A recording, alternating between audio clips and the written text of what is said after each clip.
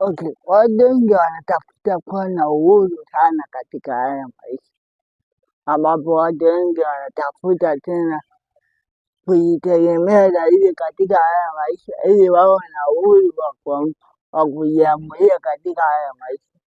Watu wengi hatupendi kuendesha sana na kuelekeza sana katika haya maisha, ndipo watu vijana wengi wanashawishika sana kutoka kwa wazazi wao kabla ya muda kwa sababu ya kutafuta uhuru.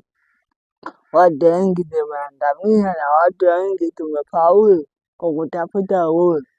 Uhuru una faida na uhuru una hasara, lakini je, una lengo gani la kutafuta huo uhuru?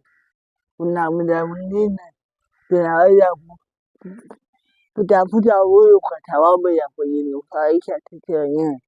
Hakuna muda mwingine huo uhuru ambao tunautafuta hauna hata impact yoyote katika maisha yako.